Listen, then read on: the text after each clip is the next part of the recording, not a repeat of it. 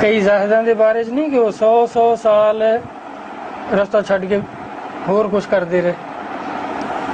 Israel का एक वाक़या है ना, बनी इसराइल तो फिर वो वक़्त दे नबी कोल गए कि जी मैं 100 साल बहुत गुमराही की थी, फिर गया सी, क्या मैं हुण तौबा करा अल्लाह कबूल कर लेंगे? जो उस नबी ने पूछा बारगाह च तो अल्लाह ताला फरमान लगे मैनू तो 100 साल इंतज़ार करते हो गए कि कदों मुड़दा है मेरा बंदा, मैं तो इंतज़ार कर रहा 100 साल। अल्लाह की रहमत गालिब है ना, इस तरह का चीज वहम नहीं करना बिल्कुल। पीर और पैगंबर कभी नहीं नाराज होंगे, इंतजार च रहिंदे क्योंकि दो कुवतां काम कर दियां ना।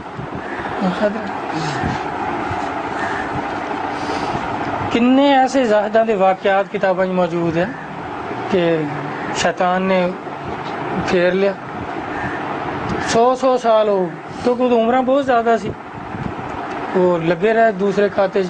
जिस तरह एक बड़ा मशहूर वाक़या कि एक बड़ा अच्छा जाहिद इबादत गुजार बंदा सी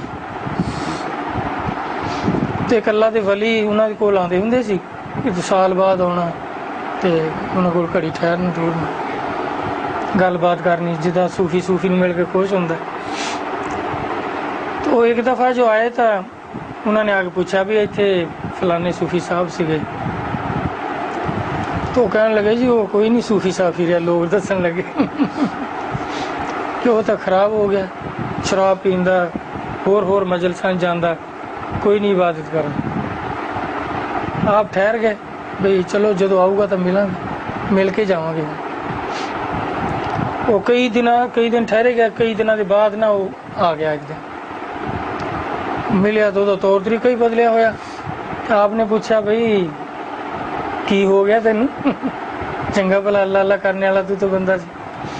वो कहता सरकार एक दिन एक बहुत कामल बुजुर्ग आया, उन्हें बस मैनू गल समझाई है, मेरी समझ आ गई। आप फरमान लगे की उन्हें तेन समझाया? वो आके मैनू कहन लगा भी आ जी तू इन्नी इबादत करदा, रात दिन इबादत करदा, कोई दुनिया का काम भी नहीं करदा, माड़ा मोटा कोई कर लिया बस, फिर अल्लाह अल्लाह ही करदा, ये किस वास्ते करदा? मैं क्या भी मैं जन्नत वास्ते करदा कि अल्लाह मेरे ते खुश हो जो मैंने जन्नत दे दूगा। तो वो बुजुर्ग साहब कहने लगे भी वो जन्नत की शै है। मैं कि उन्होंने दसिया कि भी वो कुछ बड़े बड़े महालिया बाग आ, दुध दियां शहद दियां नहरां आ, तो कहता वो कहने लगा मतलब वो बहुत कीमती शै है। मैं क्या हाँ बहुत कीमती है, कीमत ना कोई लै ही नहीं सकता, इदा ही अल्लाह मेहरबानी कर देनी इबादत ना तो फिर वो कीमती शै मिल सकती। कहता अच्छा जी तू इबादत कितना चिर हो गया करदे नूं? मैं उन्हें दस्या कि भाई 100 साल हो गए।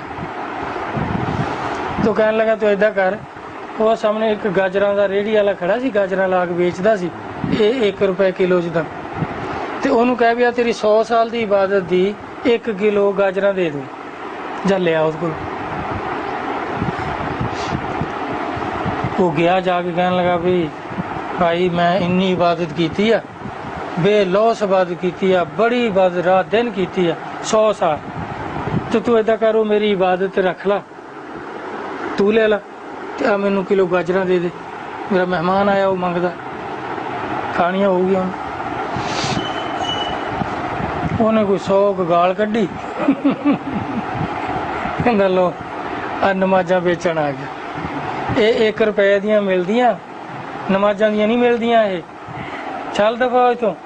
बुरा भला भी नाल गया, वो मुड़ के आके कहन लगा उन्होंने बजुर्ग साहब नूं यार उन्हें तो मेरी बेइज्जत बड़ा किया। वो कहता रुपया कढ़ 6 किलो मिलणगियां, ये नमाजा दियां नहीं मिलदियां। वो कहता सदाईया वो ਜਿਹੜੀਆਂ तेरिया नमाजा दी किलो गाजरां तो आउंदियां नहीं, जन्नत आ जाऊगी ਜਿਹੜੀ एड्डी कीमती है, जिस कहता बाग भी बड़े आ, तो दुध दियां नहरां आ, शहद दियां नहरां आ, विच हूरां आ, इत्थे तो 1 किलो गाजरां नहीं आउण डईयां, ते इन्ना कुछ किद्दां आ जाऊगा? कहता जी मेरी गल समझ आ गई कि एवं मत्था मारने कोई फायदा ही कोई नहीं, मैं तो हट गया उदों का नमाजा नमूजा। बुजुर्ग समझ गया भी वो जड़ा इन्हूं बुजुर्ग टकरिया वो कौन सी, वो तो लानती शैतान सी, उन्हें वो अखेड़ दिता। हुण उन्होंने किया अपनी जेब विच उन्हां कोल कीमती हीरा सी, आ फरमान लगे आ बहुत कीमती आ हीरा, जा हुण उत्थे वो गाजरां वाला फिर खड़ा सी, ਕੋਈ ਉਹੀ ਸੀਜ਼ਨ ਹੋਏਗਾ। ਉਹ ਕਹਿਣ ਲੱਗਾ ਜਾ ਉਹਨੂੰ ਕਹਿ ਵੀ ਆ ਹੀਰਾ ਆ ਬਹੁਤ ਕੀਮਤੀ ਆ, ਇਹਦੀਆਂ ਕਿਲੋ ਗਾਜਰਾਂ ਦੇ ਦੇ। ਉਹ ਲੈ ਕੇ ਚਲਾ ਗਿਆ। ਜਿਸਲੇ ਜਾ ਕੇ ਉਹਨੂੰ ਫੜਾਇਆ, ਉਹ ਤਾਰੀਫ ਕੀਤੀ ਵੀ ਇਹ ਬੜਾ ਕੀਮਤੀ ਆ, ਇਹ ਹੀਰਾ ਆ, ਇਹ ਪੱਥਰ ਹੁੰਦਾ, ਬਹੁਤ ਮਹਿੰਗਾ ਹੁੰਦਾ, ਆ ਹੁੰਦਾ, ਉਹ ਹੁੰਦਾ, ਤੇ ਆ ਲੈ ਭਾਈ ਰੱਖ ਲੈ ਕਿਲੋ ਗਾਜਰਾਂ ਦੇ ਦੇ। ਉਹਨੇ ਚੁੱਕ ਕੇ ਉਹ ਮਾਰਿਆ ਪਰੇ ਗਲੀ 'ਚ। ਕਹਿੰਦਾ ਕਮੀਨਾ ਮੱਥੇ ਲੱਗ ਗਿਆ, ਕਦੀ ਨਮਾਜ਼ਾਂ ਵੇਚਣ ਆ ਜਾਂਦਾ ਹੈ, ਕਦੀ ਪੱਥਰ ਦੇਣ ਆ ਜਾਂਦਾ। ਉਹ ਤੈਨੂੰ ਉਦੋਂ ਵੀ ਦੱਸਿਆ ਵੀ ਰੁਪਏ ਦੀਆਂ ਆਉਂਦੀਆਂ, ਰੁਪਈਆ ਕੱਢ। ਉਹਨੇ ਵਿਚਾਰੇ ਨੇ ਟੋਲ ਟਾਲ ਕੇ ਉਹ ਹੀਰਾ ਫੇਰ ਲਿਆ ਕੇ ਤਾਂ ਆ ਗਿਆ ਬਈ ਜੀ ਉਹਨੇ ਤਾਂ ਏਦਾਂ ਬਿਸਤਾ ਕੀਤਾ। ਬਜ਼ੁਰਗ ਕਹਿਣ ਲੱਗੇ ਅੱਛਾ ਤੂੰ ਹੁਣ ਏਦਾਂ ਕਰ, ਕਿਸੇ ਜੋਹਰੀ ਕੋਲ ਜਾ, ਉਹਨੂੰ ਜਾ ਕੇ ਕਹੀਂ ਵੀ ਆ ਮੈਂ ਹੀਰਾ ਵੇਚਣਾ, ਤੇ ਵੇਚ ਕੇ ਨਾ ਆਵੀਂ, ਕੀਮਤ ਲਵਾ ਕੇ ਆ ਜਾਵੀਂ। ਫਿਰ ਕਹੀਂ ਵੀ ਮੈਂ ਮਸ਼ਵਰਾ ਕਰ ਲਵਾਂ। ਉਹ ਕਿਸੇ ਚੰਗੇ ਜੋਹਰੀ ਕੋਲ ਗਿਆ ਬੜੇ ਬਾਜ਼ਾਰ 'ਚ, ਉਹਨੂੰ ਜਾ ਕੇ ਦੱਸਿਆ ਵੀ ਆ ਹੀਰਾ ਹੈ ਮੈਂ ਵੇਚਣਾ। ਦੇਖ ਦੂ ਕੇ ਕਹਿਣ ਲੱਗਾ ਬਈ ਗੱਲ ਸੁਣ, ਇਹ ਬਹੁਤ ਕੀਮਤੀ ਹੈ, ਇੰਨੇ ਮੇਰੇ ਕੋਲ ਪੈਸੇ ਨਹੀਂ ਹੈਗੇ। ਜੇ ਤੂੰ ਕਹਵੇਂ ਵੀ ਠੀਕ ਹੈ ਰੱਖ ਲਓ ਪੈਸੇ ਦਿਓ, ਪੈਸੇ ਮੇਰੇ ਕੋਲ ਇੰਨੇ ਹੈ ਨਹੀਂ, ਇਹਦੀ ਕੀਮਤ ਇੰਨੇ ਲੱਖ ਰੁਪਏ, ਤੇ ਜੇ ਦੇਣਾ ਤਾਂ ਮੈਂ ਕਿਸ਼ਤਾਂ ਨਾਲ ਦੇ ਸਕਦਾ ਪੈਸੇ, ਕੁਛ ਹੁਣ ਲੈ ਲਾ, ਕੁਛ ਫੇਰ ਲੈ ਲਈ, ਕੁਛ ਫੇਰ ਲੈ ਲਈ। ਕਹਿੰਦਾ ਅੱਛਾ ਮੈਂ ਮਸ਼ਵਰਾ ਕਰ ਲਵਾਂ। ਹੁਣ ਆ ਗਿਆ ਵਾਪਸ ਆ ਕਹਿਣ ਲੱਗਾ ਜੀ ਉਹ ਤਾਂ ਕਹਿੰਦਾ ਮੇਰੇ ਕੋਲ ਇੰਨੇ ਪੈਸੇ ਹੈ ਨਹੀਂ, ਇਹ ਤਾਂ ਬਹੁਤ ਕੀਮਤੀ ਹੈ। ਤੇ ਆ ਫਰਮਾਨ ਲੱਗੇ ਦੇਖ ਹੁਣ ਇਹ ਐਡਾ ਕੀਮਤੀ ਆ, ਤੇ ਇਹਦੀਆਂ ਉਹਨੇ ਕਿਲੋ ਗਾਜਰਾਂ ਨਹੀਂ ਦਿੱਤੀਆਂ ਜਿਹੜੀਆਂ 1 ਰੁਪਏ ਦੀਆਂ ਆਉਂਦੀਆਂ। ਕਿਉਂ ਨਹੀਂ ਦਿੱਤੀਆਂ? ਕਿ ਉਹਨੂੰ ਇਹਦੀ ਸ਼ਨਾਸ ਨਹੀਂ, ਕਦਰ ਨਹੀਂ, ਉਹਨੂੰ ਨਹੀਂ ਪਤਾ ਇਹ ਕੀ ਸ਼ੈ ਹੈ। ਐਸੇ ਤਰ੍ਹਾਂ ਹੀ ਇਬਾਦਤ ਦਾ ਕਦਰ ਸ਼ਨਾਸ ਅੱਲਾ ਆ। ਤੇਰੀ ਇਬਾਦਤ ਦਾ ਸਿਲਾ ਅੱਲਾ ਨੇ ਦੇਣਾ ਜੰਨਤ, ਨਾ ਕਿ ਉਹ ਸ਼ੈਤਾਨ ਨੇ ਦੇਣਾ।